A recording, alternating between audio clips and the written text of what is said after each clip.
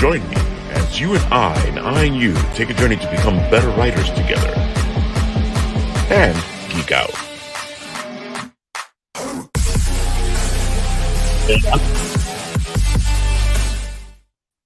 That is not a bad sign. I mean, that's not a good sign.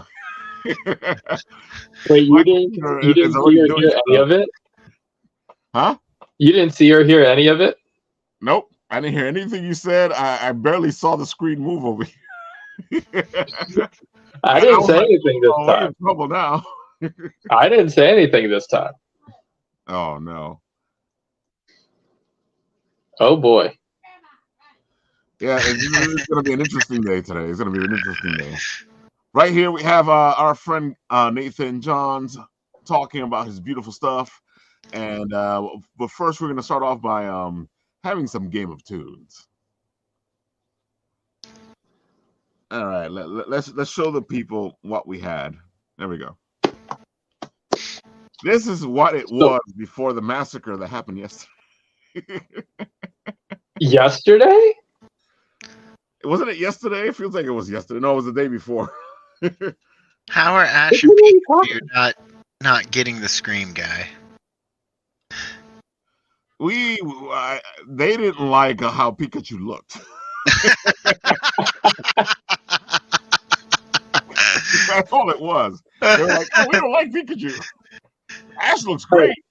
So we need to make some amendments to this.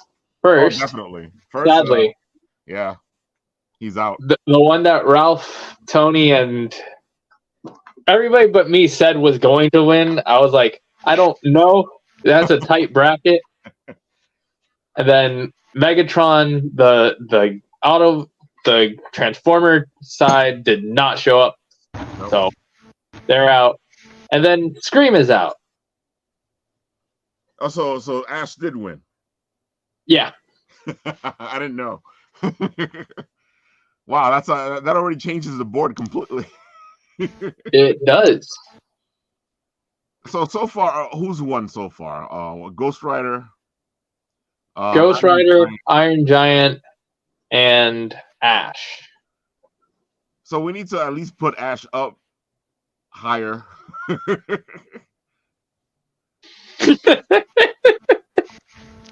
Yeah, that makes sense. Like I said, though, I felt like Ash was gonna get some kind of vote because everybody's still like crying over the fact that he's not in Pokemon anymore. I don't know, man. I don't know. Dude, I knew if the nostalgic vote came in, the Iron Giant was going to do something. I didn't think he was going to win it, though. I don't know, man. That whole thing was tight. That was tight as can be. Tight fight all the way to the end because he only won by, I think, like 2 or 3 percentages, right? He won by like 2 votes. I remember. Like, it was close, and that was going back and forth every hour. Not even. Every 15 minutes, they would swap. I see Hagar's talking over here. What's up, Jordan? He's saying that Pikachu ate too many bees. I'm telling you. You ain't wrong. You don't need to tell me. Jordan says Max is losing to the Bob's Burger guy. I can't believe that. I actually can't believe that. But Bob's Burger has a huge fan base. Well, and like you said, like the Max is an older, more nostalgia thing. Yeah. Mm-hmm. The only way the Max is going to win it is if the 90s heads show up. They aim out for Iron Giant. Yeah, the nostalgia guys did come out for the Iron Giant, so there might be a chance for the Max to pull this out of the. But it's Bob's Burger, and for some reason, Bob's Burger is still really popular. It's the only cartoon with a non-dysfunctional family. Wow, you're right. Wow. Dang. You never noticed that? It's been that way for a while. No, I didn't even think about that because it's not a perfect family. Like, it's not like most families. It's not perfect. It's the only one that's not dysfunctional. That's true. They do love each other and a bunch of other things. And like no one there's an actual idiot. So let me put this up so you guys can see it. Hold on. All right. Share screen. Here we go. This is what it looks like. These are the battles. So far, Megatron has lost to Ghost Rider. Denji has lost to the Iron Giant. Scary Face over here has lost to Ash and Pikachu. And right now we're looking at the round 4 battle of Bob's Burger Guy Teddy versus the Max. Yeah. This looks like it's getting really interesting. So now you got this really tough fight happening over here with all these guys, and you still got these battles over here to go. I'm still on the side where on left side the only one that's actually going to be interesting is Wednesday versus Kratos. That's the big fight. Yeah, that's the God of War, right? Yeah. Yeah. Okay. That's the Elf and the Joker one's gonna be weird too. I really don't see our friend Elfie there beating the Joker. I don't either. You telling me you don't like Buddy getting hit by a car and spinning around in a wheel only to yell at Santa? Oh my God. We'll see what happens. I know my daughter wants Luigi to win, so I'm gonna have to start campaigning there. I don't know if what do you think? Is there enough fan base for our friend Bad Superman to win? Bad Superman.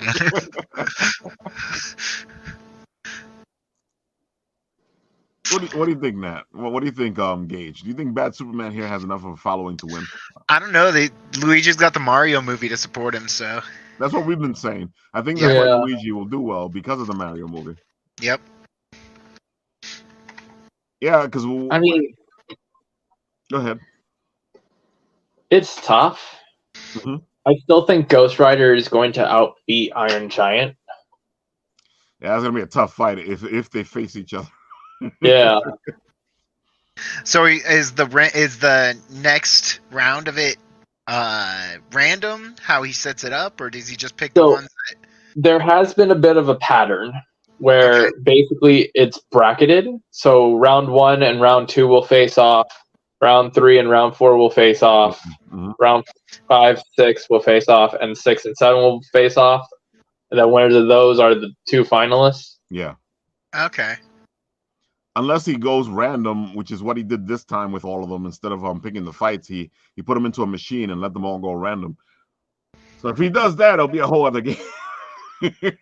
Would. Because I'm curious to see who wins between Gwen and the Flash too. Those are 2 pretty big fan bases. It is, but at the same time, right now, because of Ezra Miller, poor Flashy is having an issue. Oh no! Here's also the thing, Jimmy though. Flash didn't do anything wrong. Here's the thing. Ghost Spider has been in this competition for Before. 3 times now. Yeah. Mm-hmm. And has always won her first round. Yeah. Okay. Yeah. She just always loses to someone better, though. So Ghost Spider is like a champion, and she does well, but usually she loses to the bigger guns. I'm willing to make this bet that if the Spider-Verse drops another trailer during this competition, Ghost Spider will be a guaranteed win. But if there is no Spider-Verse trailer, she's still staying in the maybe. I feel like she's gonna beat the Flash though. Oh, 100%. Yeah. Yeah, I feel like the only big fight out of those that are coming up is Wednesday versus Kratos. Yeah. The other ones are kind of like, unless there's a surprise that happens, you know who's gonna win. Yeah. So if we go to our thing over here, where does it stand now?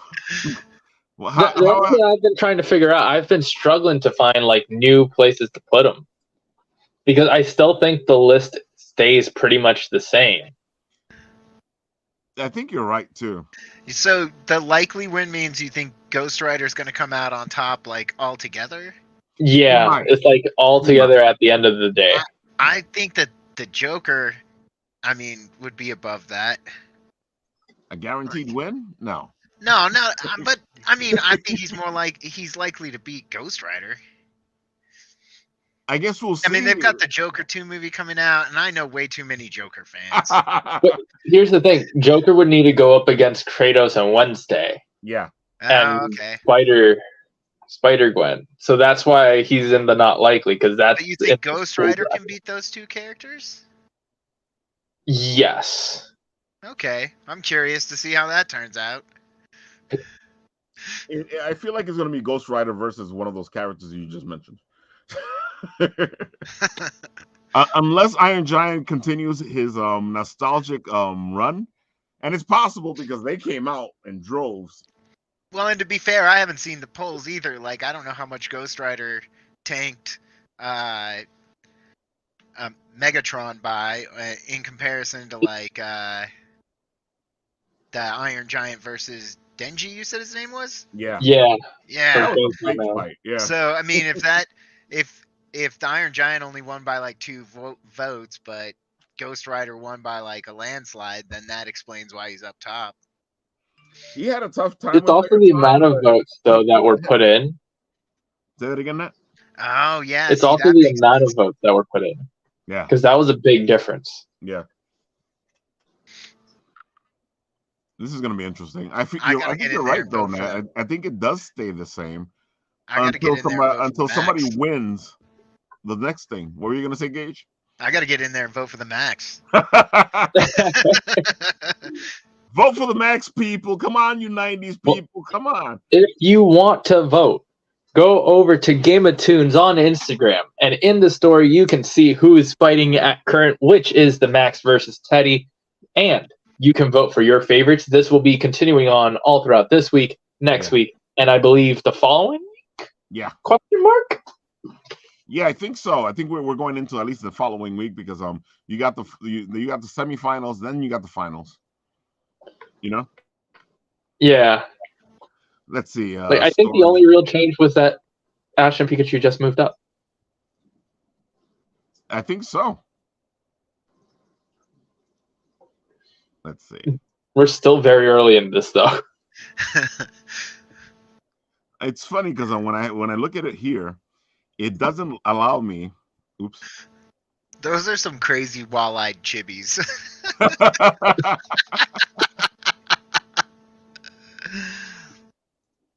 All right, here we go. Like I can't vote from here. It's the funniest thing. Instagram doesn't like you doing things from your computer. Right.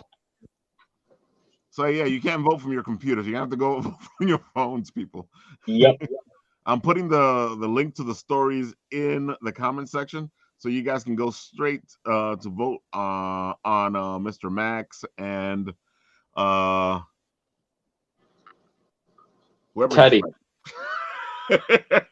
Oh, hi, Teddy. Teddy. All right, so right now what we got. So I guess the maybes all depend on this. Whoever wins between Kratos and Wednesday will probably move up. Right now the fight will probably be either Iron Giant and Ghost Rider or Ash and Ghost Rider, or whoever wins this one and Ghost Rider. So who's your top pick out of Wednesday and Kratos then? Me and Jordan are leaning Kratos. Which is why he's in the front. Okay. Yeah, I think that Wednesday is really popular right now, even though Kratos just had his game. But I feel like that's why Wednesday's going to inch it out. Yeah. I mean, thing is, it all comes down to how it goes. Because, I think it's going to be another close, tight race, and then from there, it's just going to be easy.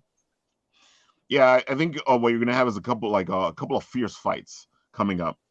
And then from there, we'll see. That's what I keep thinking. After that, we'll know who the champion might be.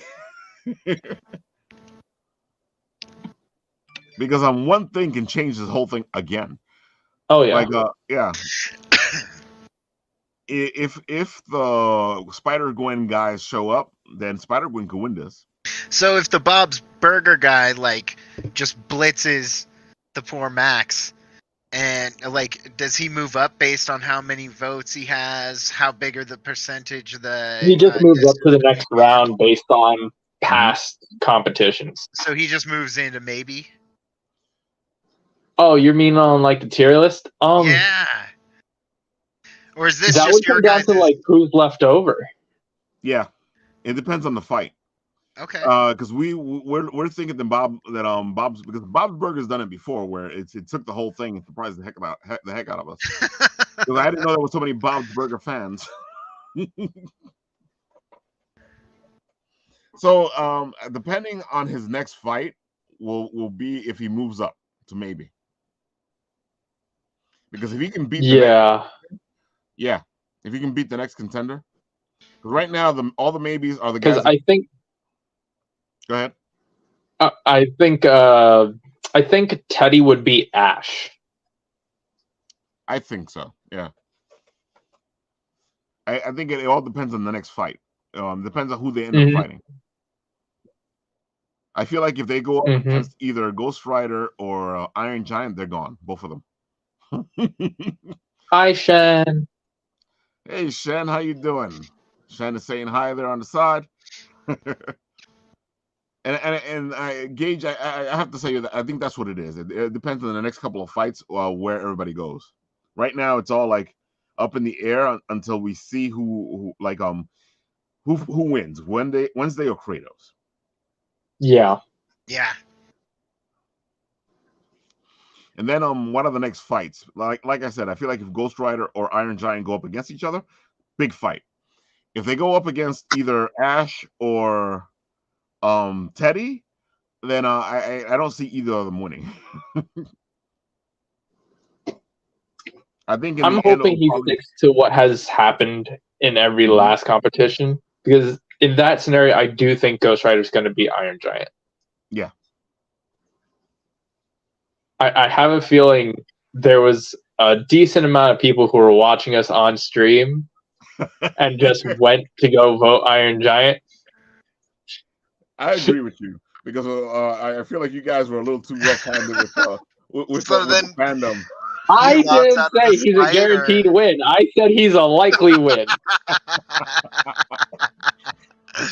I think the Iron Giant fandom got pissed off. So Iron Giant's a spite win?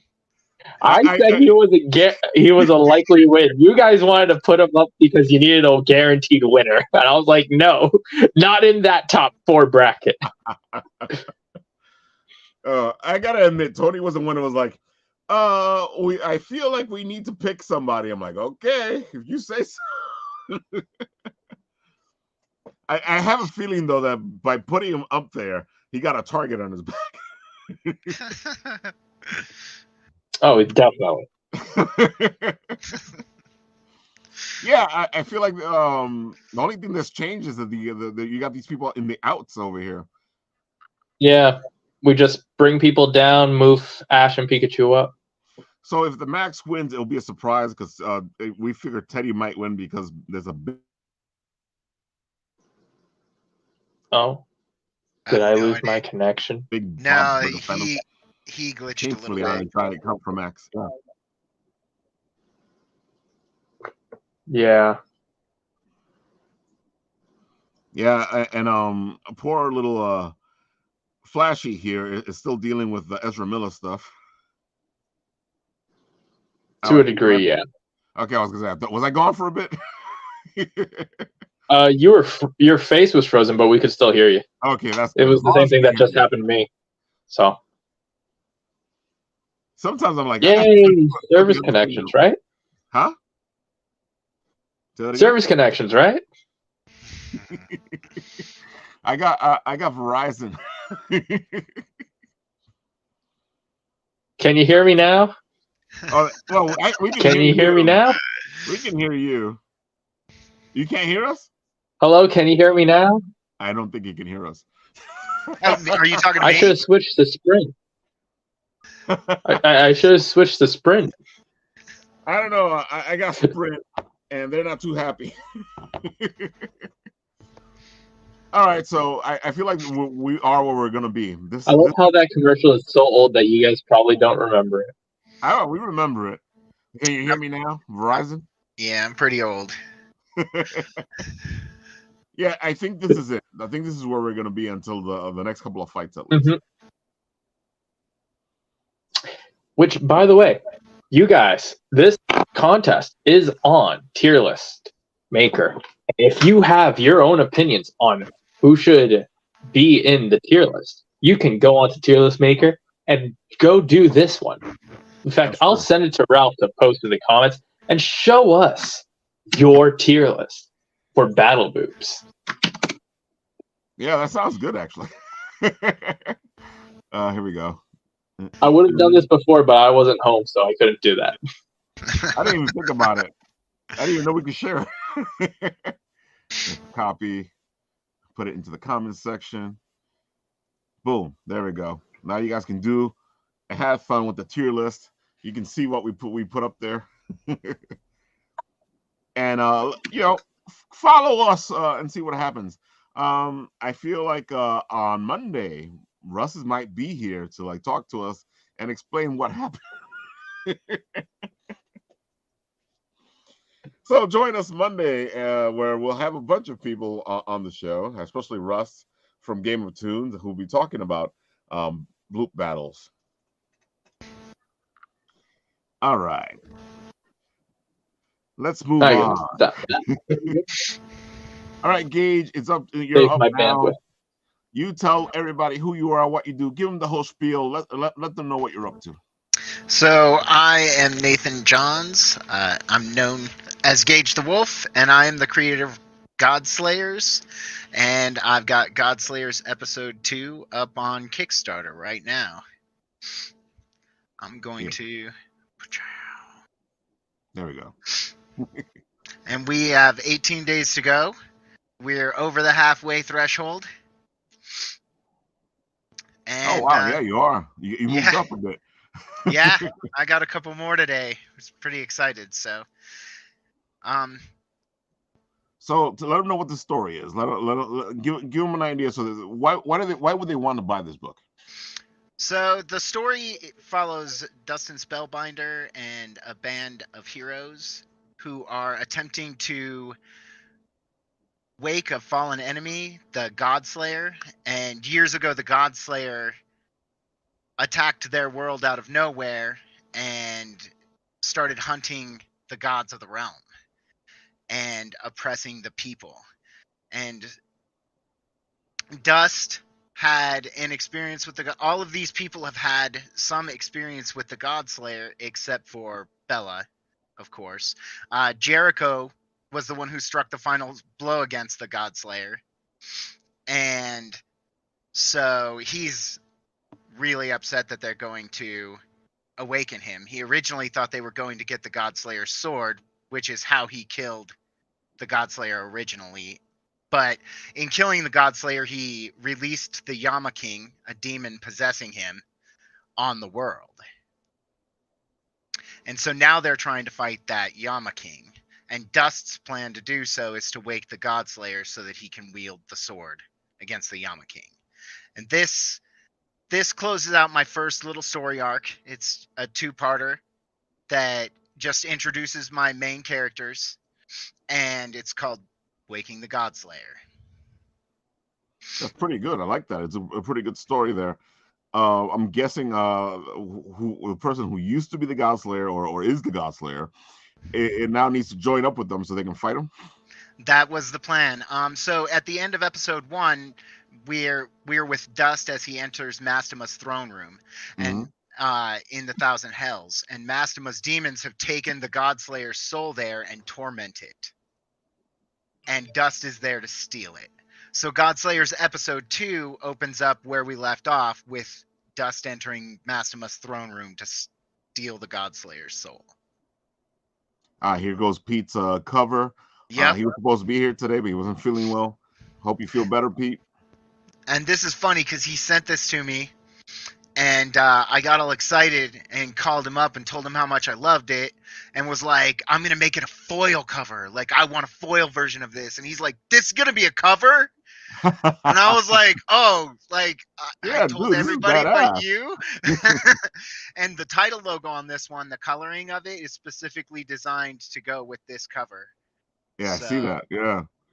Love the sword. yeah. Yeah, his big old Buster sword. There's a story behind that sword, too, as I go on in the series. It's funny. It has this D&D feel to it. I know we discussed this the last time. Yeah. And it just feels like a D&D game gone So- wrong. So this guy right here, this is our Barraza tier. This is our interior artist. And these are his 3 books. I only have 3 of these on the Kickstarter. And so this is his God Slayers Episode 1 main cover, his God Slayers Episode 1 80s action cover there on the end, and then his God Slayers Episode 2 wraparound cover Wow. is our main cover for God Slayers Episode 2. I only have 3 of this set, and then I have no more of the 80s action covers. And I won't be reprinting anything but the main cover. Wow. And so I have the same thing going on here. Courtney Rose Dameron's cover at the end, the God Slayer and Bella. I only have 11 of those. So the Bella tier, there's only 11 of that tier. Wow. And that has Elsie Fritas's Bella pinup cover as our God Slayers Episode 2 cover. And then the fiery Greg Bo Watson cover, which is God Slayers Episode 1 book. And then the Courtney Rose Dameron, the God Slayer and Bella cover. And there's only 11 of that set of 3 books too. That's an interesting way to give incentive to people. Well, and Courtney Rose's cover on the last one, like, it sold super well, and that's why I only have 11 left to complete that set. So what happens after these covers are sold out? then if I do reprints, they'll only be done with the main covers. Gotcha. All right. Yeah. And then this one is the foil cover of Peat Vázquez's. The silver God Slayer variant tier is the foil cover of his. I love that cover. I have that actual artwork for that here at my house, and when I do finally get my studio set up, that will be framed and hanging in my studio. I can see why, yeah. Yeah. So that's our Silver Conquerors tier, and that's everything, all the God Slayers 2 content, in physical form. That's that wraparound cover, the Elsie Fritas, the God Slayer Awakened cover, the Bella pinup cover, the Sexy Necromancer cover, which is kind of my poke back at the girl pinup covers. So I did a dude pinup cover, and then the Peat Vázquez variant and the foil version of the Peat Vázquez variant. So that's 6 books. That's pretty good. Yeah. Especially since the foil cover usually costs a big amount of money on it. So usually. Yeah, they're expensive to make, so. Yeah, usually you end up buying one of those for like 60 to 50, 70 bucks. And then in our add-ons, we have the God Slayers Episode 1 PDF. You can get that for $3. And then the main cover. This is a physical copy. These are the ones I'll be reprinting. That's Mario A. Barraza's cover for God Slayers Episode 1.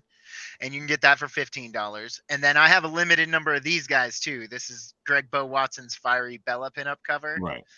And, I have a limited number of those guys, too. And then you can get any of the God Slayers Episode 2 covers as add-ons for the price of the cover. That's a good way to go. And then this is our first stretch goal. This is Fern Cord's God Slayers Simpsons mashup. Nice. So that's at 3,000. Okay. Yep. And then Anna Rajo, who did the Dust cover, the Sexy Necromancer cover. She did print for me. That's the girls print, which is just Bella and Akara sitting on Bella's hammer. And So, and then these are our chibi stickers, and these things are really nice. They're like vinyl die cut stickers. So even like the sword and the tail, or the little puffs by Jericho's head as he's yelling at you, like Right. those things, they're not going to be ripped off or anything. Oh, that's pretty good. Okay. Yeah, they're really quality stickers. And these were done by Myonis Doodles. All these chibis, they're freaking awesome. Like I showed you, like I've got more. Oh yeah, definitely. Later Oh on. yeah, folks, you should see what's coming. So, and then this is Zach Raw. Wow. He did, so this is Reflections, was what I designed it as, and he knocked this thing out of the park. Like, so for upcoming projects, I'm doing trading cards, and I've already got him he's done Dust, he's done Akara, Bella's the next one we're tackling. But you can get this print if we reach the 4,500. Nice. And then we get the God Slayer chibi sticker. Ooh. Rawr. I had to have him saying "rar." Oh man. And then the Bella and Dust chibi stickers. Not bad. And then if we hit 6,000, I'm going to reveal our main villain before episode 3 launches. Whoa. There you go, folks. And good reveal. they'll receive a sticker. That's actually another chibi sticker. I'll reveal it in my updates immediately as soon as we reach that goal, and I'll release it on the Tenebris Anima Facebook page a few days later. Nice. And then this is, of course, me over there. And then Mario A. Barraza, he's our interior artist and cover artist. And then Elsie Fritas, who did the God Slayer Awakened cover and the Bella pinup. And Anna Rajo, who did the girls' art and she did coloring for Elsie Fritas' Bella pinup cover and the Sexy Necromancer cover. And then Peat Vázquez, who did our God Slayer variant. Myonis Doodles, who did all our little chibis there. And then Zach Raw, who did the Reflections print, and Fern Cord, who did the Simpsons mashup. And then, of course, Greg Bow, Courtney Rose, and Gwen, who did our Bella pinup covers for the first issue. That's some team you got there. I had a lot of fun doing this, man. Like, meeting these artists and getting to do this stuff is crazy. Like, there's still artists on my list that were people who were inspirations to me. Like, Niobe was an inspiration to me to like make the comic, but like following all of these artists too, you know, I was just like, I want to do this so bad. It's just amazing. I loved it the first time when we saw it. It again, like to me, you know, and that's my first reason to buy things is like, this reminds me of D&D. Oh yeah, I'm a big D&D fan. I don't get to play very often, and I've been running White Wolf games most of my time game mastering. Werewolf the Apocalypse, Vampire the Masquerade. I know those games very well. We've been doing Changeling the Dreaming for like the last 7 years. Wow. But as I'm like, I tell people, you know, always the game master, never the player, like always the bride's maid, never the bride. That's what happens. The few times I've gotten to play D&D. You should check out Emberwind, because you actually can play as a DM. So, because I'm that guy, I play as a DM anyways. Well, that's good. I've been doing this for 24 years, and I'm more often game mastering than playing, so I always have a character in the game. Oh, that's interesting. Yeah, I gotta admit, it's very rare because most game masters wouldn't do that. Nope, I do it every time. Every single game. Like when we first started playing Vampire, there were only like 4 of us playing, and for Vampire, you have to have a social structure. Yeah, you do. And so we had like 11 characters a piece we were playing, just so we could build these city social structures for Vampire the Masquerade. It was insane. Dude, I know exactly what you're talking about because I started playing Vampire the Masquerade, and then I ended up playing on you remember YouTube groups? Not really. So I'm not super tech savvy. When I built God Slayers 1, I did it all on an iPhone 7S. I didn't get a computer until God Slayers episode 1 funded Dude, as my YouTube investment groups in my business. YouTube group just makes me old because it was it was a group where you can actually like talk to people or what we did was we had a post game, so people would post what their characters were doing, and then as the storyteller, I would interact with everybody, trying to like make sure that the game would go the way the game's supposed to go, and that's how that was my it helped me become a better writer because there was a lot of writing, a lot of reaction to what they were writing, and I gotta say it was a lot of fun. I've never gotten to play online really, Mm-hmm. so I don't. I've never experienced that personally. I've always been a sit in the living room with a group of players guy, I've done that and too. and we play every Sunday from noon to 8. In fact, I'm doing JD Calderon's show on Sunday, and so I can't play, and so we moved Uh-oh. it to Friday night. Okay. Like we don't miss games. I remember when my group wouldn't miss games, and then we started missing games, and now we just miss each other. I think that's one of the things I'm worried about as I get older. Mm-hmm. Is not having a role playing group anymore, because that's probably like, so as I love writing comics and I'm just getting started in this, but my storytelling for the last 24 years has been sitting in front of a group of people and running role playing games for 8 hours. I mean, when we were younger, we had kids, we were kind of poor, like we didn't really have TV, we role played. And so we would come home from work every night and role play. And so I have these groups of people throughout my life that I've entertained for hundreds of hours role playing.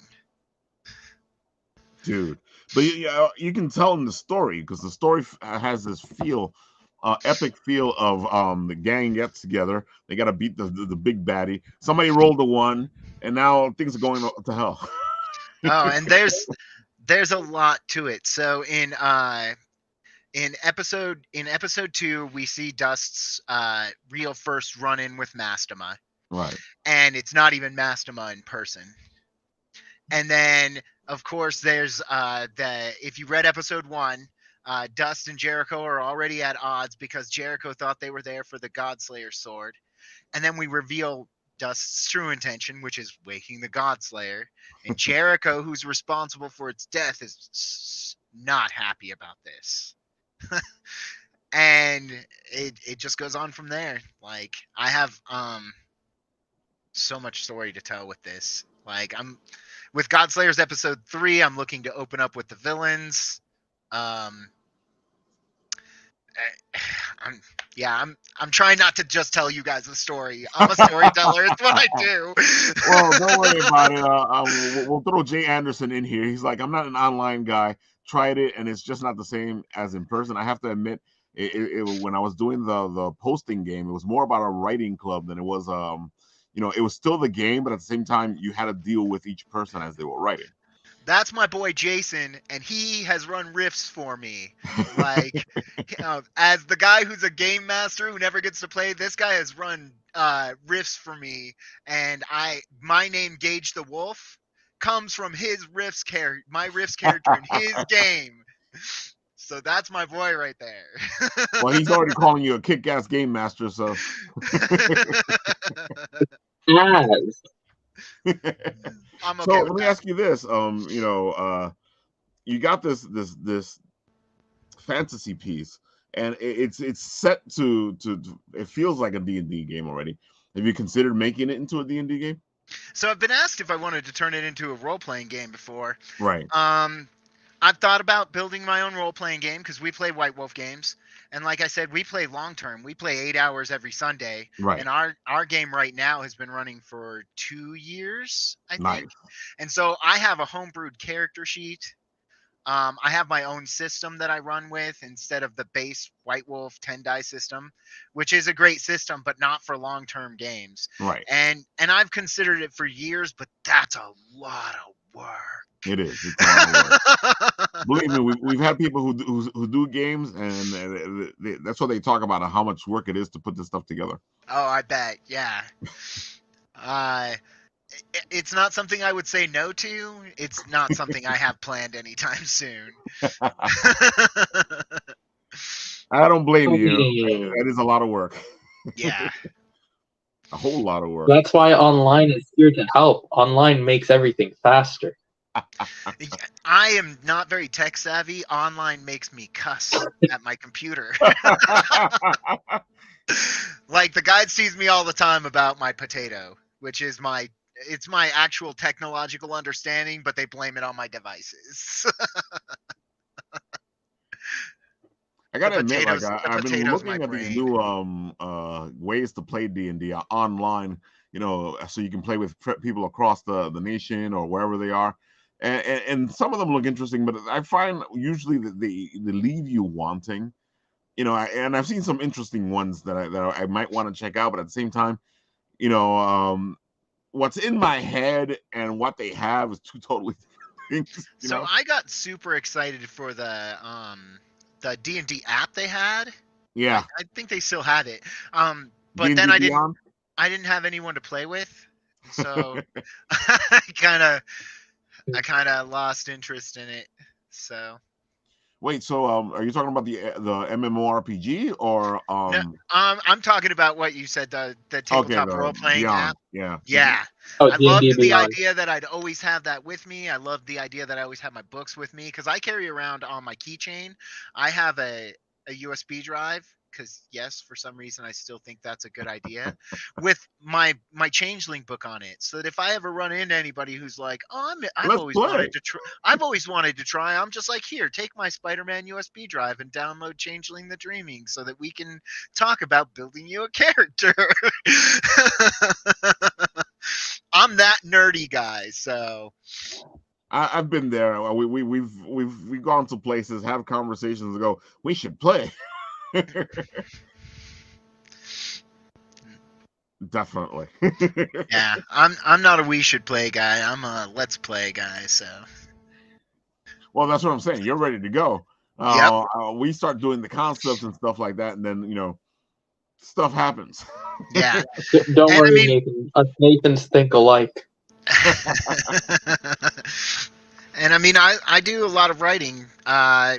So game mastering for a bunch of years, I was writing in composition books, and I've just got piles of them all around my house. My wife finally got tired of it and was like, "Hey, you need to go digital. Let me introduce you to Google Docs." And so I'm in my second Google Docs storage right now. My first one's full. Wow.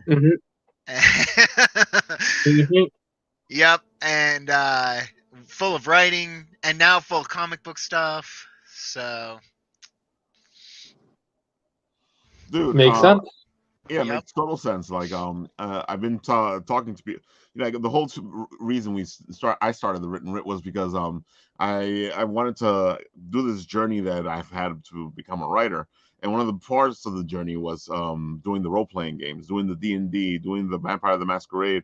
It's made me the writer I am today, and I use those things to actually explain writing now, so that at least that anybody who's done D&D or Vampire the Masquerade have an idea what I'm talking about. Going, all right, so here's the explanation on how writing goes. Yeah, because if you want to be a writer, one of the best things to do is start playing D&D or Vampire or any of the RPGs, because it forces you to create characters, worlds, everything, and it teaches you how to do it. So I found that if you want to write, the main thing you have to do is build super good habits. And so I've made a habit where, like, when I come home from work, the first hour and a half to 2 hours after I kiss my wife, I sit down and I work. Whether it's working on scripts, right now it's working on ads for God Slayers, or getting out there and doing posts. I write a script for another guy who will be launching his book here pretty soon. I'll be actually posting up some of his stuff to advertise it also, and I do all his script formatting. And then Mario's looking at launching a Kickstarter for a piece he wants to do, and I'll be helping him out with that. And then I do my role playing stuff. So, and That's a lot of writing. Yes, but I'm prolific. Got 7 to 27 pages a week, easy. So have you ever considered writing a book? Because I know comics aren't easy either. But my wife would much prefer I did that when she finds out how much I spend making comic books. But no, like, so I gotta tell you, like, I've spent years game mastering, and I spent a couple years chasing like artists with the idea that I wanted to create a comic book. Right. And I thought about tackling the novel, and I have a deep-seated idea in my brain that like people are visual before they're reading, you know, that they're visual, they'll take in a picture before they'll read a story. And I've run into that a lot because as a writer, you want to be like, hey, you want to read my cool story? And people are like, yeah. But if I hand you a comic book, you'll breeze through it. You know, you'll look at it, you might get interested in it. And so that's just kind of what I've run into. As I want to write a novel someday, but this is where I'm going first. I gotta admit, I've tried going the novel route. I tend to find that I like writing shorts more than anything else. And if I probably write anything, it'll probably end up being a short story. Because it's at least closer to the short format that I'm used to. I have so many short stories, Raph. I'm down to send you a couple if you want to trade me a couple. Like, show me a couple of yours, I'll show you a couple of mine. Sounds good. Hey, I knew Matt was going to say something. You show me some of yours, I'll show you some of mine. So right now, I consume audiobooks like mad too. Like, that's really what so I'll work 8 hours at work, and I'm not allowed to work on my stuff, but I'd sit there and think about it all day going crazy. And so I found audiobooks, and that's what I do for oh my goodness, 8 hours a day while I'm working. I think people don't realize the fact that when you're a writer, you're writing all the time. It's constantly in your head, it's constantly coming out, whether you have a way to put it out or not. Yep. And so I've consumed the October Day novels, which are kind of like changeling novels. They're really great. I don't know if any of you have ever heard He Who Fights with Monsters. Yeah. That's one of my favorite book series. I'm the 9th book comes out on the 18th, and I'm chomping at the bit for it. I thought it came out today and was all depressed when it was the 18th. You're gonna get it.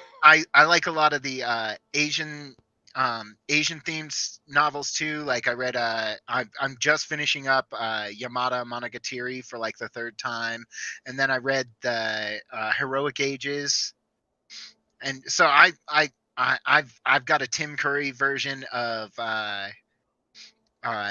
Bram Stoker's Dracula. I think it's Tim Curry who reads that one. So I've got a ton of stuff that I'm just constantly putting in my head to keep me kind of calm and not going crazy. Which is what happens. Yep, with stories, for sure. Son of Saint, how you doing? What's going on, fellas? Where are you? Are you in like hyperspace? I am in the back of your imagination right now. That explains it. That explains it a lot. Sorry, but I have an artist there already. Sorry, it's so cramped back there. Listen, not everybody has room for the saint of debauchery. Exactly. Oh man. Gage, How you gonna do my girl Alan area like that, bro? I mean, I may get crucified for this, but I am not much of an anime guy. So I wouldn't even know who you're talking about right now. He's an artist. You can see her on our YouTube channel, which, by the way, you should like and subscribe and follow and watch all of our videos. Alan Mary is a really good artist. She does really beautiful work. Oh, is that her? That's what you're saying? That's her artwork in the back? Back there, yeah. Yeah. Looks great. Yeah. I mean, yeah, there you go. Thank you for that. I was squinting over here trying to look at that. Yeah, Actually, that looks amazing. Bring it forward. Yeah, there you go. There you go. Showcase that beautiful. bad boy Look at right that thing. there. Oh, the glare. There you go. Tilt it. Just tilt it. Yep. No, tilt There it. we go. Tilt the art. There you go. Tilt All it, right. yeah. That's up both. Oh, Beautiful piece. that does look amazing though. Yeah. That is awesome. She killed that. Yeah, she killed that. That We looks ran amazing. into Alanary in Anime NYC last year, right? Yeah. No, New York Comic Con. Yeah, New York Comic Con last year. Well, you're gonna have to send me. You're gonna have to send me her IG later because that is dope. She killed that. Will do. She also did a beautiful, nice piece. Oof, I freaking love her shading, bro. Dude, yeah, she Mhm. does amazing work. Brilliant. That's crazy. Yeah, we were like taken aback when we saw her stuff. Yeah. They have I've They been have following her serious- before I even meet her. And so when I met her, I was like, wait a minute. I recognize this artwork. Who's this? And then I double check. I was like, oh, I've been following this person for a while. She's dope. Oh, there we go. There we go. Oh, there we go. Hold up. Where's my phone? She was recently at C2E2. So our good pal from It Came From the Radio, who does things in conjunction with the Bit and Apple, managed to take some pictures of her booth. She's absolutely brilliant. Mm-hmm. Yeah. And again, I'm not much of an anime guy, but just when you see good art is good Yeah. art. You know what I mean? Like That's This is me. just beautiful art, yeah. This is just beautiful art. man, Look at I love oh my god. Her shading those and eyes are highlighting is fantastic. crazy. Dude, and Oof. she's another fantasy D&D RPG type person. Yep.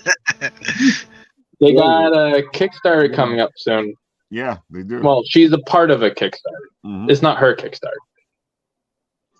She's brilliant. Let me see. I'll put the link in the message. Oh, I already got it. As you was doing that, I just grabbed the name from there and put it right in my phone. You know who would love this? Atra. Jay would love her. He's a huge anime guy. Like he loves that style. I'm a big time animator too. Like I was thinking that like those first two images you showed us had serious Asuna vibes. Like just the clothing and the hair color and the flow of it was. Asuna as in Sora Online, or Yep, as in Sword Art Online. Yeah. She's brilliant. I think she's absolutely talented. Like that's amazing. The stuff that she does. So, Angel, you're coming in here a little late. Let's do the usual thing. Tell everybody who you are, what you do. Give them the spiel. Go for it. So, I am Son of a Saint. Folks that know me for a long time know me by my real name, Angel. Other folks know me by Saint. I am a digital artist. I do comic book covers, movie posters, character concepts, album artwork, for music, stuff like that. I've also done some trading card stuff, and I think I've got my hand in every industry probably. Yeah, that's me working on this piece that got turned into a statue called the Whore of Babylon. The statue was sculpted by Sir One Collectibles from Seattle. I think it'll be available sometime next year. I think 'cause it's still prototyping. I create images by sculpting in 3D to get, sculpt the base in 3D and then throw it in Photoshop and digitally paint everything. Amazing, bro. I'm always amazed at what you pull together. I mean, I've been doing this for like 15 years. I better have some kind of skill after that. If not, I have to get another job. Oh yeah, that was Rio Palantes' release of Big Pun, and my Big Pun as Big Punisher art piece was released as a limited edition with the official licensing from the Big Pun camp. So Beautiful, man. that's Beautiful. that worked out. Shout out to Rios for that. Rios is the freaking man. Yeah, he was supposed to be on today. He was a little busy, so we're gonna reschedule Oh, him for another day.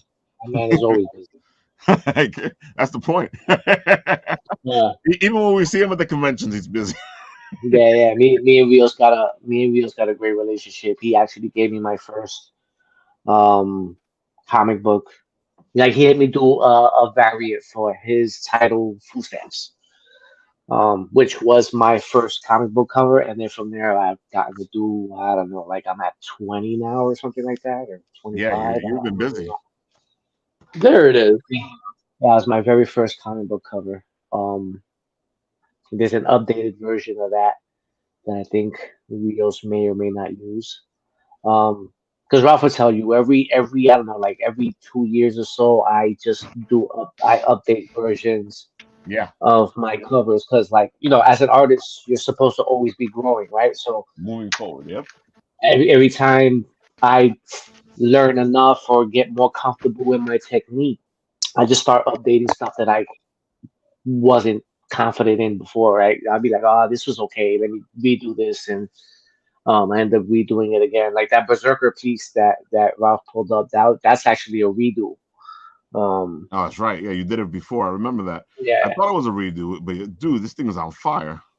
yeah, it's 100% a redo. I just, um, I spent a lot of time like studying like anatomy books as far as like medical anatomy and stuff like that, and kind of fine tuning my digital paint and my 3D sculpting to make it as realistic as possible, to make it look as real as possible.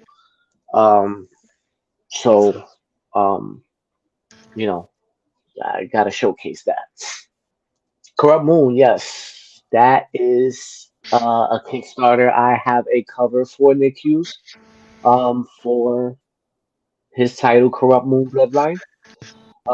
And I am in good company because Rob Powers as well has a variant cover Nice. for them. So,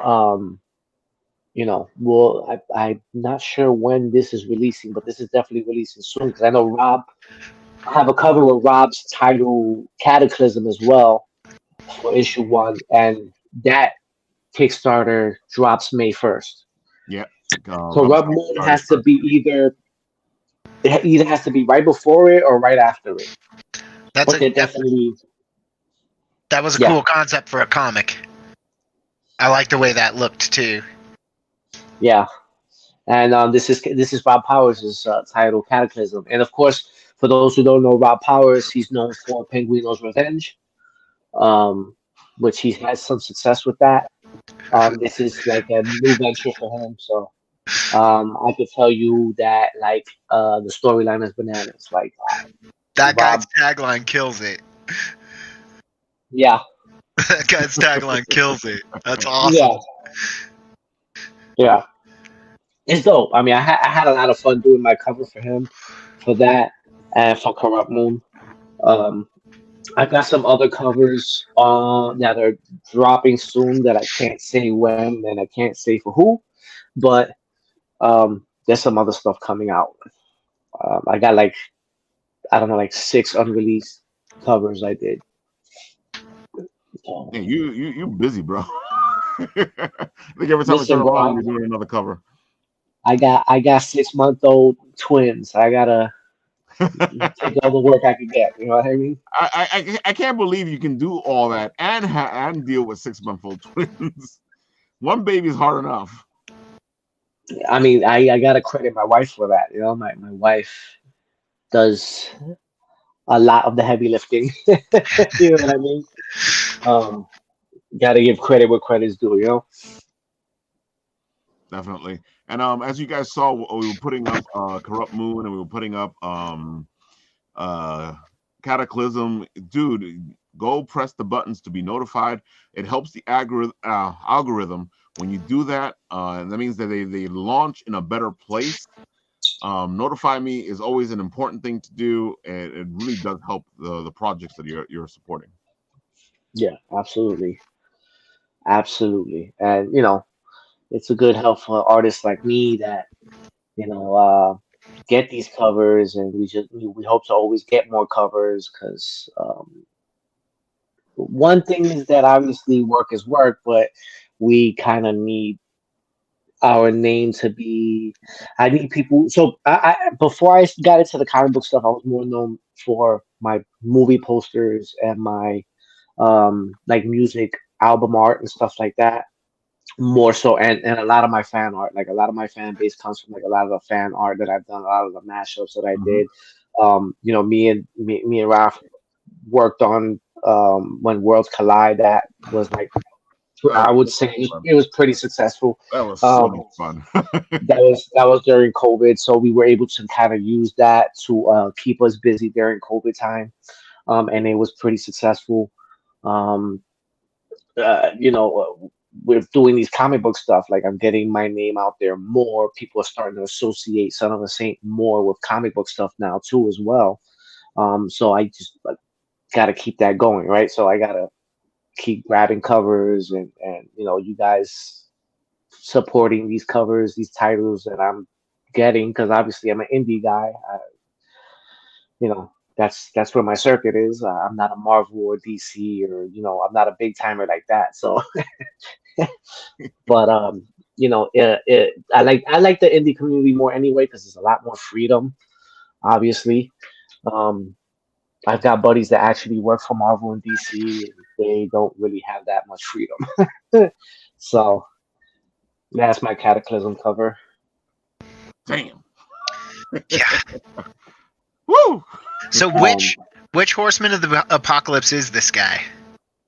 He's like the forgotten fifth horseman, if I remember right. He's the one that tells you to go hit the notify button on the Kickstarter. He's the harbinger of notifications. That is a really good horseman.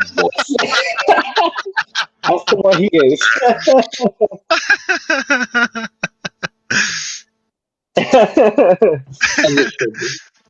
Well, that was my variant cover for the Realist Bayani issue number 4. Was it? Yep. I don't remember which one it was. I think it was 4. Yeah, 4. There it goes. Issue number 4 for the Realist Bayani. That didn't have the title treatment on it though. That Dude, one. I love when you do this stuff.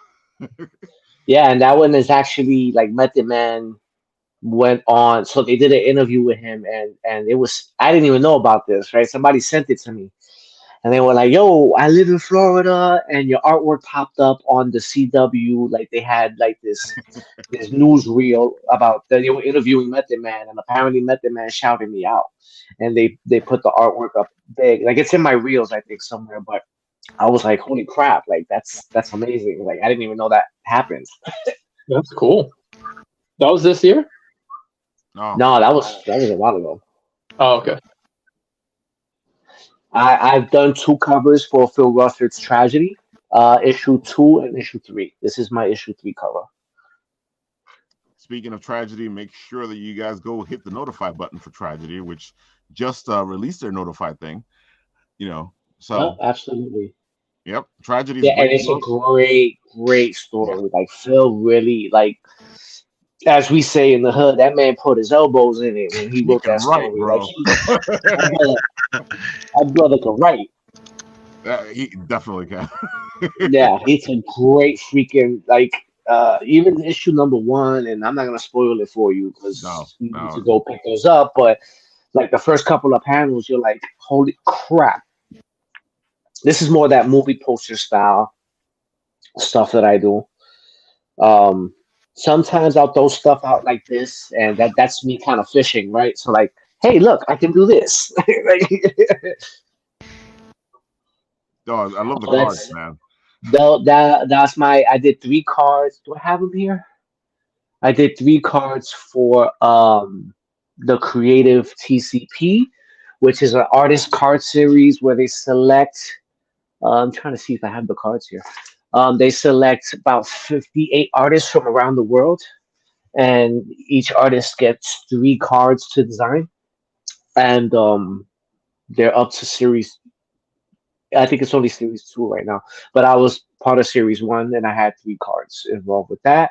Oh, there's my static. Oh, there's my issue number 2 tragedy cover. Um, I've also done the 20th anniversary for Static X, which is a metal band. If you guys haven't heard of them, We know Static um, X. and Well, I it know was used. It was also used. Funny enough, I got it. I've got it right here. They used my artwork for the inside of the CD here. I don't know if you guys can see that. Damn. There we go. There we go. That's beautiful. So I got to be a part of that. I've got a movie poster on what is it? Amazon Prime called Ghostbox Cowboy. Nice. I've also got a poster. Oh, those are the cards right here. Yeah, that's my tribute to what do you call it? The movie The Lost Boys. You know, it's only new rules, Michael. um, that's my Ghost Rider Ronin. That's if you know, Ghost Rider was around in 13th, 14th century Japan. That is my, I guess, my calling card, Son of a Saint. Yep. Beautiful. That was actually a foil in the series, a foil card.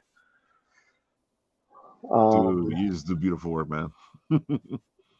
I mean, I try, you know, I try to, and like, uh, that one was more like a movie poster style thing that I did. I didn't really illustrate this. I kind of just like painted over an image that they Mm. gave me. And just to mess around with it, go the other way, Raph. And I've also got like some illustration style stuff. That's my wife right there that I did some stuff to. That's my wife. Um, that's exactly what she looks like when she gets pissed off at me too. Like her eyes go like So that Michael okay. Keaton as Batman Beyond was really cool too. Oh yeah, I'm a huge Batman fan. This was the series that me and Raph did. I would, you know, we would do it live and Oh have yeah. people give us names for So much like fun. every character across the world. Like doesn't matter what genre or whatever universe, and we would put them on the randomizer. The first 2 names that pop up, I'd put them in a piece to battle, and then Raph would write the story for it. Oh, that was so much fun. Yeah. Captain America versus Xenomorphs. It looks like a cool story. So this 89 Batman, I'm a huge Batman fan. Michael Keaton is my Batman as far as movies go. Um, I'm also known for my Easter eggs. I throw a lot of Easter eggs in my pieces. People have come to know that about me, so they pick up pieces just to find Easter eggs. So this one specifically has a couple of Easter eggs in it, but the one Easter egg that no one ever catches is if you turn this image clockwise, so that it's landscape, the blood is actually the face of Joker laughing. Yep.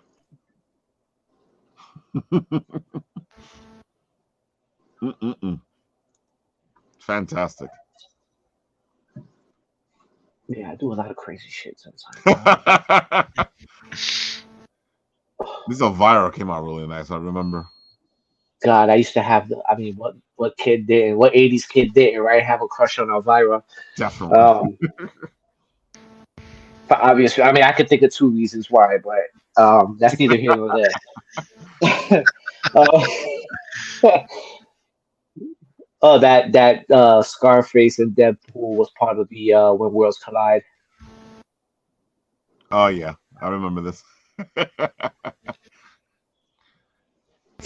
I love any time we use Deadpool. I really enjoyed it. Because I would always just try to find a way to make him just obnoxiously funny. Just Yeah. we had him fighting Archangel, and so I had him in the piece with a giant Oh my fly god, I love swatter. the story. There's like a giant fly swatter that he was using on him. It was great. Oh my god, that was a good one. I love any of the time we did Deadpool. I love putting that story together. Yeah. especially because he breaks the fourth wall, and it makes my life so much easier. Yeah. This Rosario Dawson is a remake. I've met Rosario Dawson a lot of times. And she loves being turned into Daredevil. I mean, that's kind of like what started getting me kind of like my fan base was her piece. I turned her into Daredevil the first time, Mm. and that was in 2017. And the skill level was okay. It wasn't where it is now, I guess. I mean, you could, in other words, you could see the growth, right? As you should.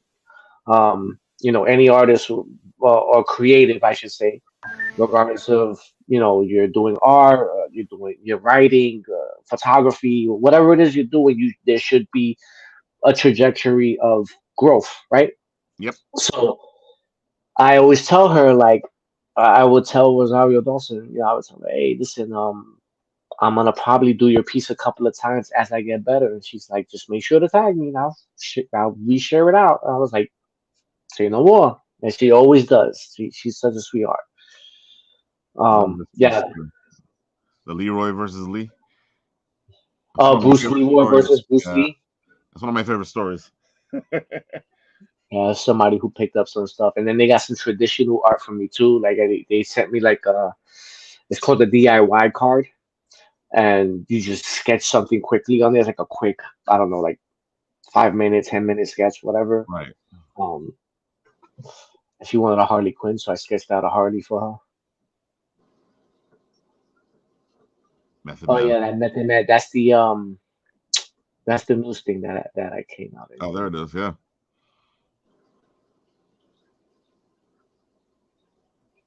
The CW. Yeah. Amanda Serrano. She actually came by. She came by my shop the other day. I saw the picture where you took it this with was her.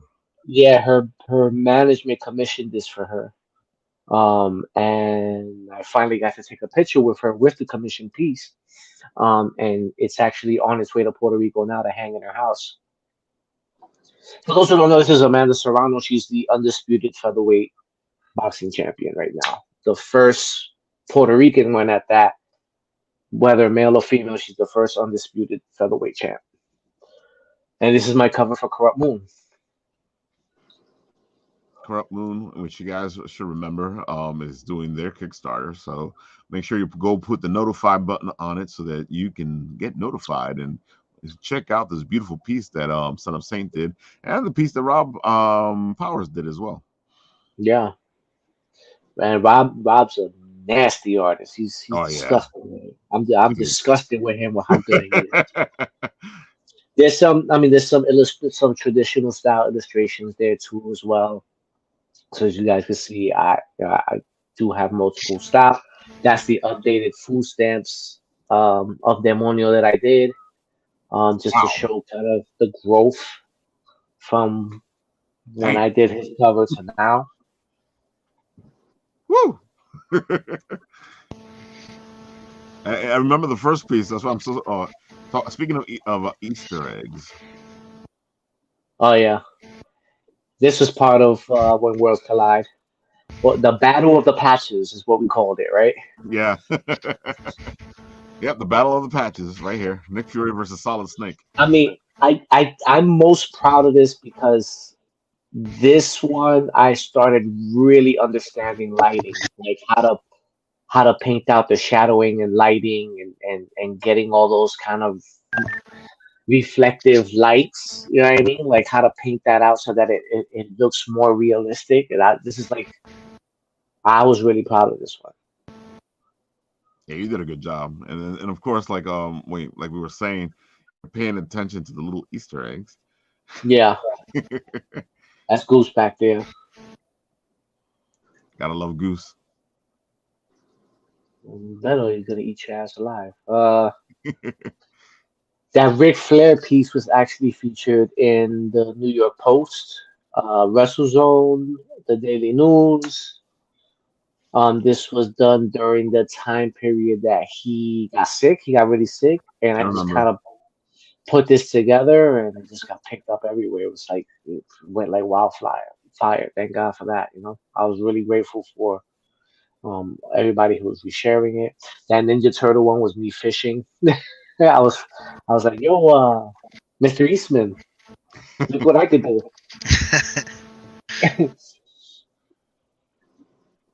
Oh, the Bros cover, I had a lot of fun with that. I just found that super hilarious. I know you guys have seen the poster to the original movie to this, right? Yeah, Bros. I yeah. just thought it was hilarious to put him and Wolverine This together like actually that. is perfect for they should use this for Deadpool 3. Oh man, listen, from your mouth to God's ears, bro.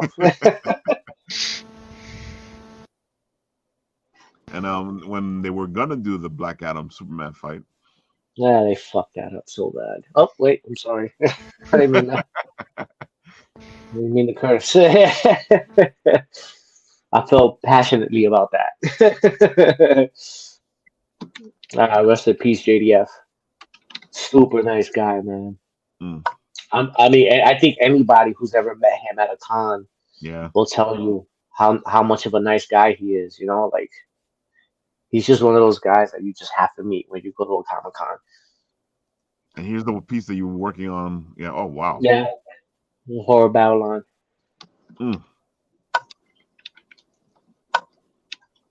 Yep. Son of Saint is just amazing. Beautiful work. There's the big pun piece. There's the big pun piece. Yep.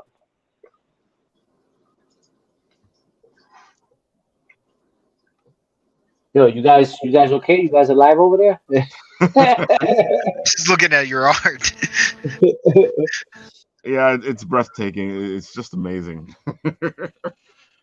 We that's why anytime Son of Saint puts something up, we're like, have you seen the new Son of Saint piece? And I listen, bro. And wholeheartedly, I always appreciate those reshares and stuff like that, man. Like, thank you. Like, I really do appreciate it. Dude, just keep doing the good work. I'll do them. I'm like, this looks good. I gotta put it up. Man, listen. I mean, sometimes even as an artist, right? Like, people will tell me how amazing something is, and I look at it, and all I see in it is flaws, right? Because you're like, I could have did this better. I could have did that better. Like, yo, what up, Sebastian?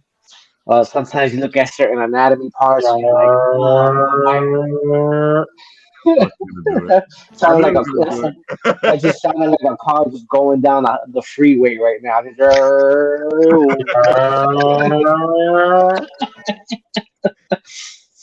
as I thought there, I was like, he's gonna start.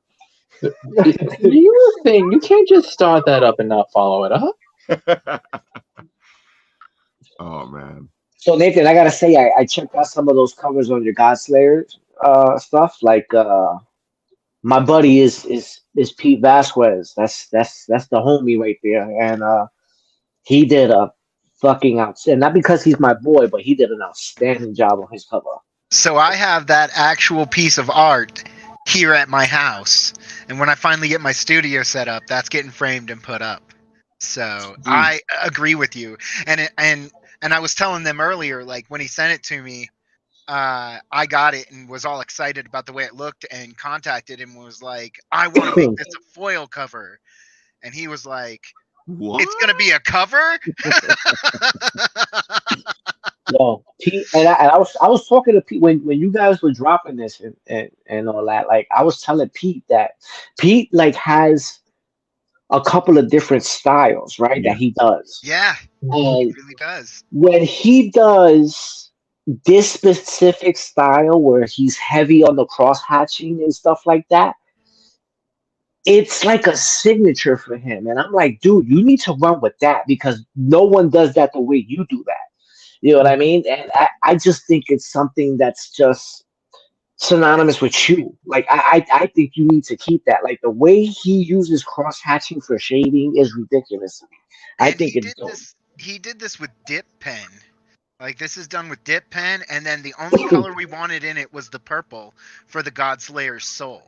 Wow. And so and he fixed it up for me, got it all ready for trade dress. Like it's gorgeous. And it's a big piece. It's not little. Like it's it's a big old huge Bristol board. Bro, let me tell you, I really love when he does this kind of styles. Mhm. He's done a couple of things that I've Yeah. seen. Mhm. Like, and don't get me wrong, like I love, I love Pete. Like I think Pete's extremely talented, and it's not taking away anything from any of his other art styles.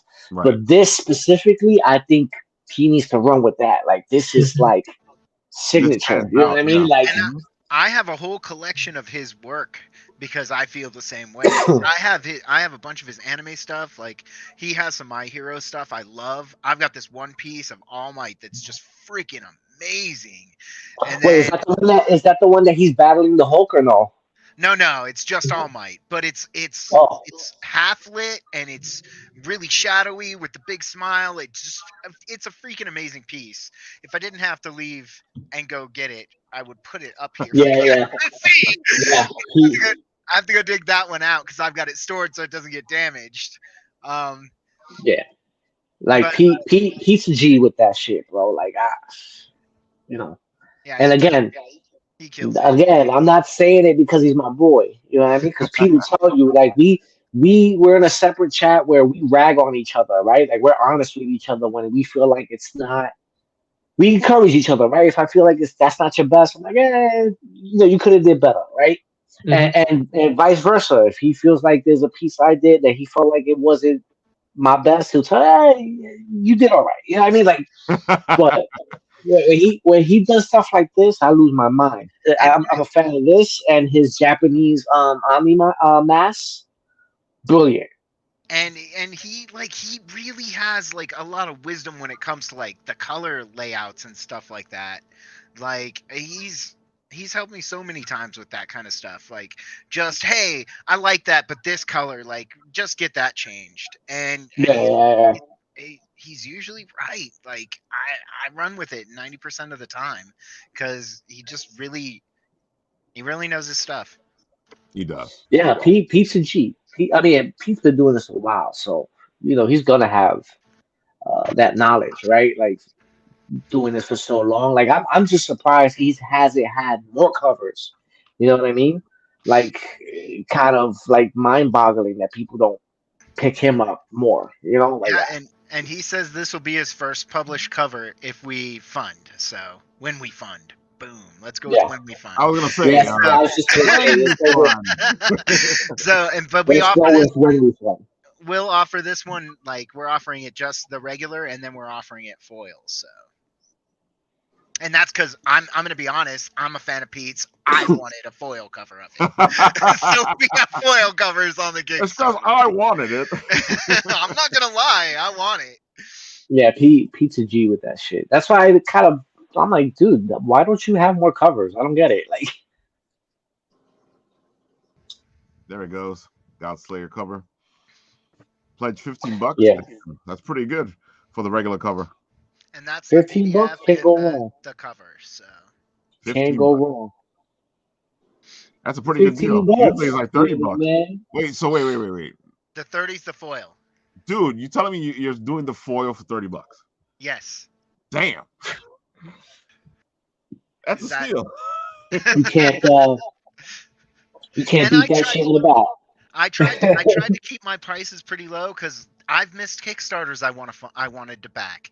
Like I'm a share monster, you know that, Raph. Yeah. Like if I see a project I like I just followed the artist Ellen Neri that you Eleanor? Yes, there we go. Eleanor, yeah. And I just followed you, Angel, because if I see art or if I see stuff like that I love, I'm sharing it. And I appreciate that. And he shares it like that's- crazy, yeah. He that's how shares I a lot met- of our stuff. That's how I met all of these people that are. I love the indie comic scene. Like that's how I met everybody. Is getting in there and sharing this stuff out. And so, I was going somewhere with that, and I got distracted. It's all the beautiful art, man. You can't Yes. blame you. That is my favorite part as a creator is seeing something that I'm writing also, brought to life and from someone else's perspective. Oh, sure. Pete and I talked about this piece and we wanted anger and agony and like he pulled that off the whole 9 yards, man. Yeah. Like I Yeah, feel that he every killed time it. I look at this. So He killed it. He absolutely killed it. I was saying I wanted to keep my prices low. There's all kinds of There you go. Kickstarters I haven't been able to back, and so I tried to keep them. I tried to keep them down. I'd like to be able to bring them down a little bit more, but I'm Well, hoping to cover my costs this time. bro, trust me, I get it, bro.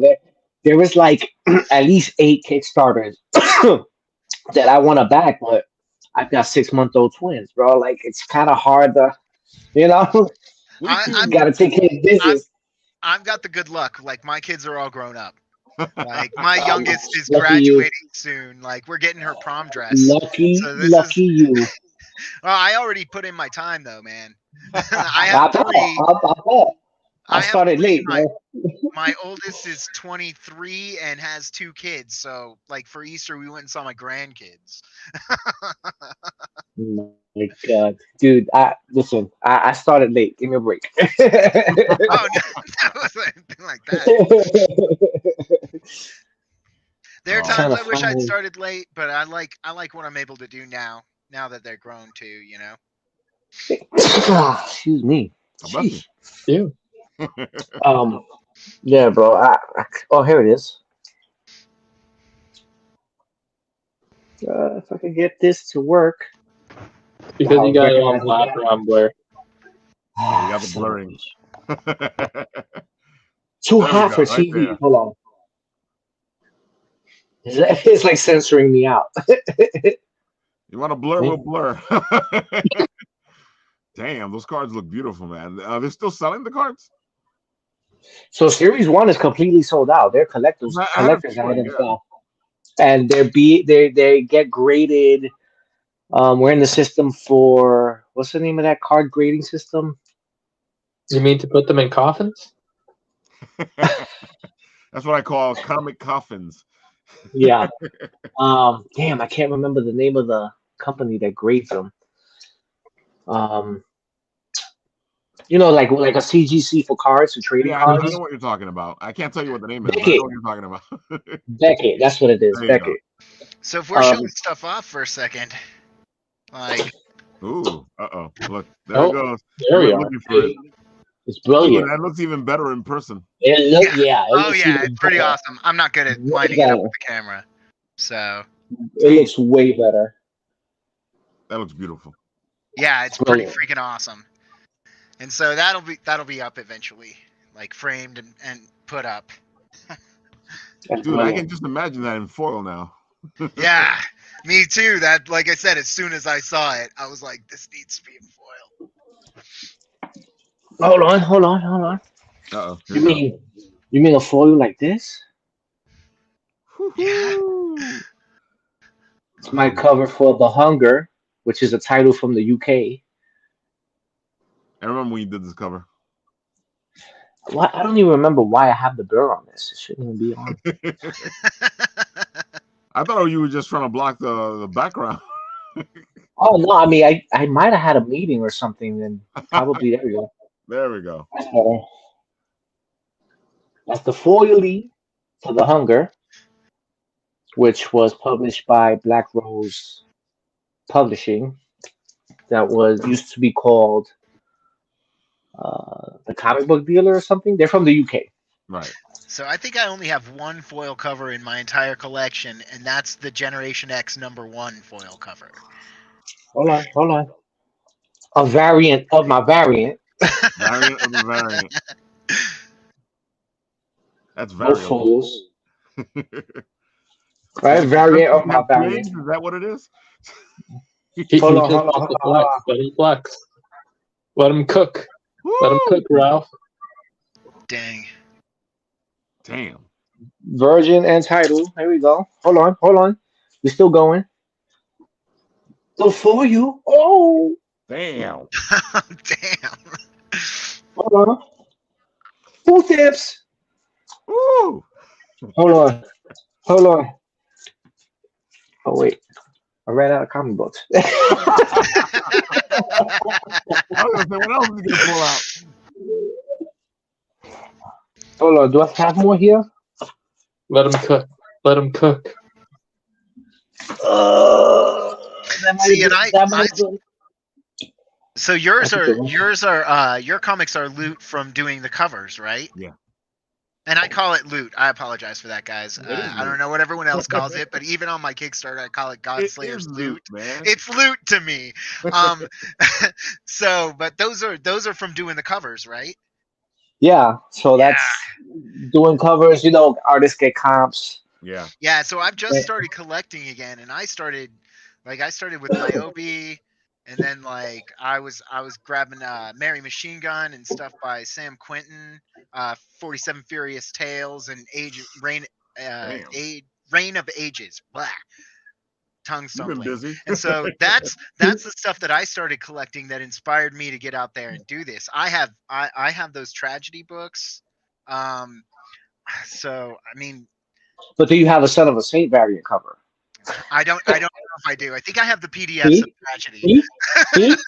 You messed up. You messed up in the game. You're supposed to have Son of a Saint cover. What are you doing? You don't. Your collection is not complete now. That's it. But this community right here, like what we're doing right now, and what we're doing on Facebook, we're sharing each other's stuff, and that's what inspired me to do this in the first place. This is what it's all about, man. The only way Yep. to rise up is to raise each other up. Well, yeah, that's always been the point. Yeah. I mean, and to be clear, like the stuff I'm showing you is just my covers, because shameless plug and all that. But It's I'm a comic book. Gage in the green room. It's beautiful to see this thing come to life and be able to hold it in your hand. Yeah, and listen, like my wife will tell you, like I don't hang up any of my artwork in my house at all. Like look what's behind me. Does that like I don't hang up anything. I mean, to be fair, I'm in the nursery, but I don't hang up any of my art. You're in the nursery, or the nursery got converted from your office? It used to be my office. I was gonna say the layout of the room was familiar. But you didn't have to bring that up. That it's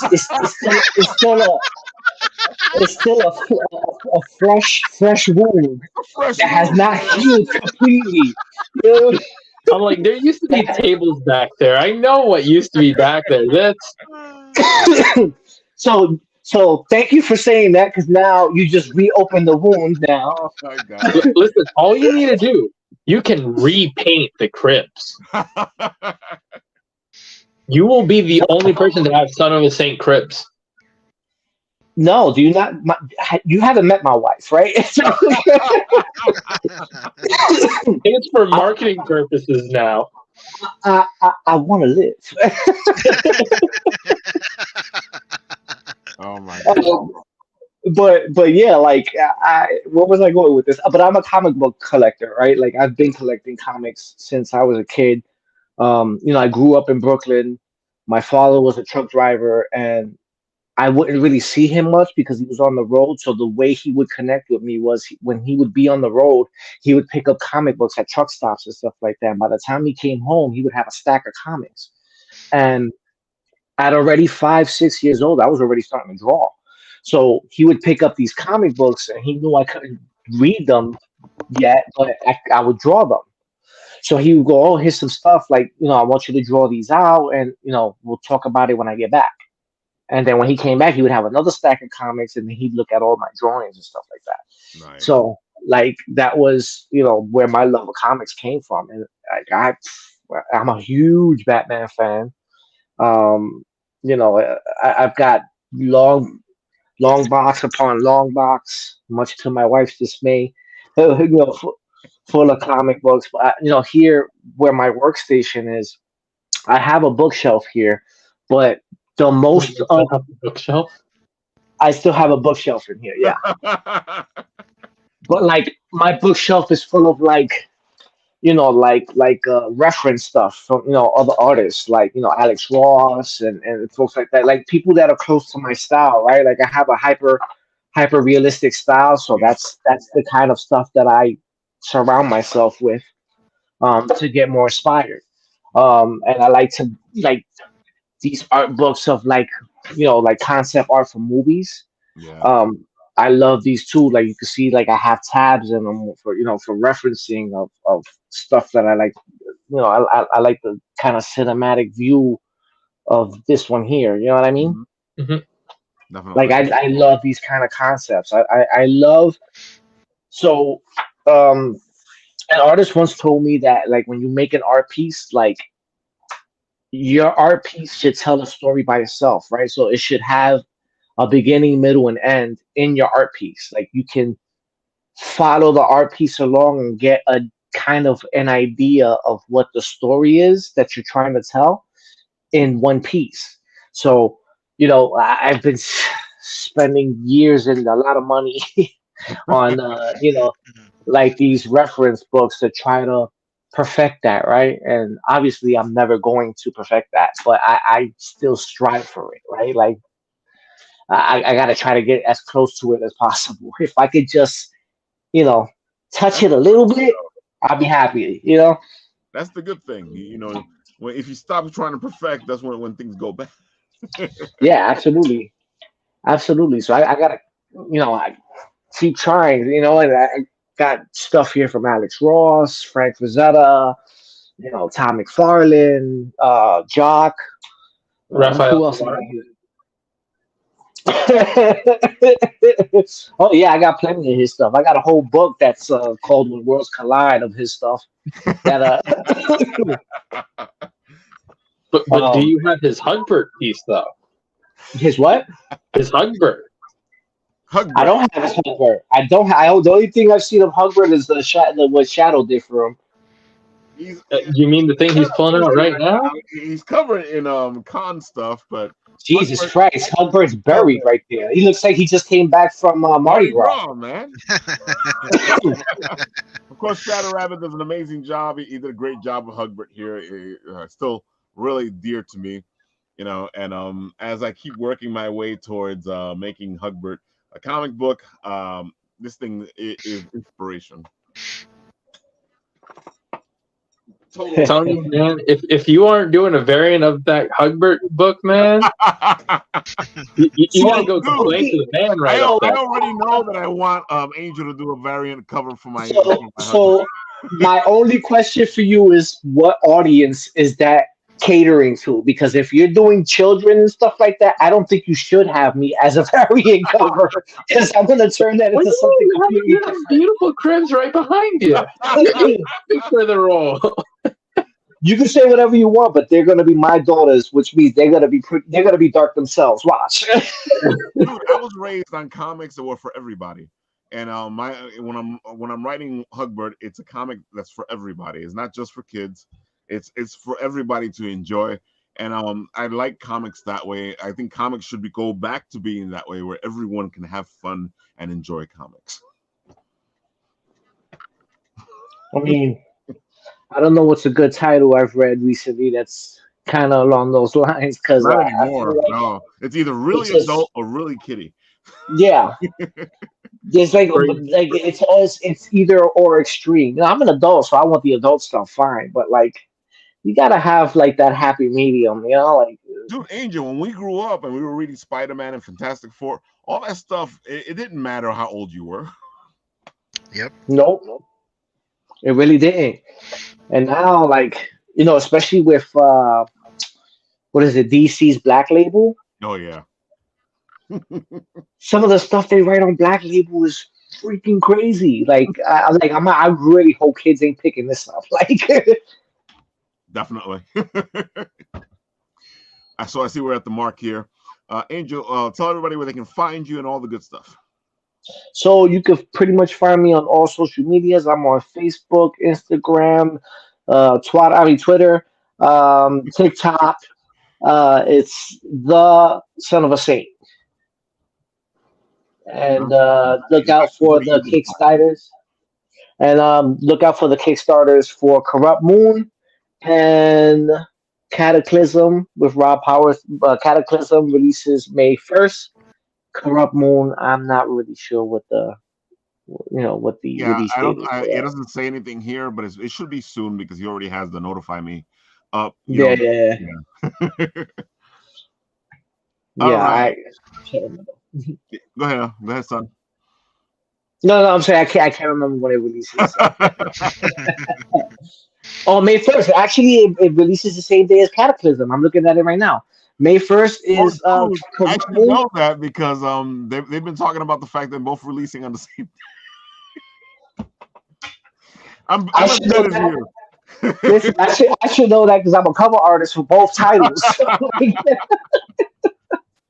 May 1st, you could Here's set your something pledge and funnier. pay it gets here.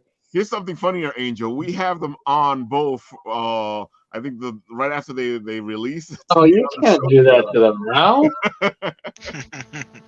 We have them That's both just on to be. cruel. Say that again, Matt. So That's just cruel, man. How are you just gonna do them dirty like that? Well, I know when Rob's thing is. so May 1st, Corrupt Yeah. Moon. Nick Hughes' Corrupt Moon Bloodline, and Rob Powers' Cataclysm. May 1st for both on Kickstarter. Look out for that. Hit the notify button now. Make sure you hit that Son of a Saint variant cover tier on both of those. And thank you, and I appreciate you. We appreciate you. That's what we like having you on. We love when you show up in the comment section. Oh, I think I get in the comment section with the sole purpose of trying to break somebody on camera, like trying to make Oh, I someone know burst that. out laughing. I can tell that. I can definitely tell that. I'm like, oh, he's trying to mess with us again. All right, Gage, go ahead, do your thing. Tell them where they can find you. So I'm Nathan Johns. I'm the creator of God Slayers, and you can find God Slayers Episode 2 right now on Kickstarter. I'm on Facebook and Twitter as Gage the Wolf. That's my social media handle. And I'm starting to learn Instagram a little bit. So you can find some of my stuff on there, but I'm not super active yet. I'm still getting the hang of it. I gotta admit, finding Gage the Wolf is easy. And then you can also find me on Facebook at Tenebris Anima Comics. Right. That's my business page. All those links are in the explanation, the info, call it. Also, the Kickstarter in the comment section, as well as finding Son of Saint on Instagram. I think I put it in there. Dude, let's fix that now. Son of Saint's right here, and copy and paste. There you go. Now you have it in the comment section, easily findable. You can go check out Son of Saint, and of course the Kickstarter for our pal Gage here. Thank you yeah. very much. Honorable mention. What is it? Honorable mention to Pete Vázquez. Peat Vázquez, easy to find as well. Fat Guy Inc. or Peat Vázquez. Go check him out. Instagram, and check out his beautiful work. And let's see, of course, make sure while we're here to check out Phil Russard's Tragedy, which should be premiering. You're showing the wrong thing. No, I know. He was looking for it. Yeah. There we go. Tragedy premiering in May as well. I think it's the second or third week of May. Make sure to hit the notify button. I tell you folks, hitting the notify button really helps out these projects. It puts them in a different algorithm, and it lets the creators know that there's people out there that are interested in this stuff. And I can't believe he's up to chapter 5 already. Dude. But dude, he's like he's on book 28, writing it. So we need to catch up to him. Word, you ain't lying. Also, make sure to check out Billy the Kid. They're putting the whole thing together, 1 through 6, from Blue Juice Comics, and of course, Phil. Oh, my computer's slow today. There we go. Phil and his haunting is. Ooh, it went up. All right, there we go. Phil and his haunting is up. It funded. That's why they went up. He funded. He's at 9,189. But of course, like we say it here all the time, just because he funded doesn't mean he has all the money he needs. You need to get these creators as much money as possible so they can keep making the books they have. There's of course Kit, and well, that one went up too. Like Oh, that father, was like daughter. we just saw it go up right before our eyes. Like father, like daughter. Amazing book. Great story. Go check it out. Yeah, I think that's everybody. Matt, anything else I'm forgetting? All of Jordan's people, but that's like another 20 minutes. Jordan will be here on Monday. He'll tell you guys. Make him do the legwork. Only other thing, I guess, to make sure to remind you folks is let's put Game of Tunes up. Here it goes. Game of Tunes. Share the tab and put it up. And make sure you go to Game of Tunes. Right now, they're doing the Max versus Teddy. And if you want Max to win, you're going to have to go in there and help him win because right now, Teddy's winning. Show us by hitting his stories. I'll show you by hitting the stories. The stories is in the comment section, but it's not going to show you because... No, there you go. You just can't vote. I can't vote. I can't touch it. But Instagram right online now, is great. Teddy is Jesus. winning right now. Those pupils are dilated as hell. And of course, Ash won his fight right there. But go have fun with this. I know we're having fun with this, as you can tell by our tier list. Hey, Jay, go check out the tier list as well. And so, do you think we're right? Do you think we're wrong? Hey. With that, folks, I'll do what I always do. I'll press the button, and where it stops,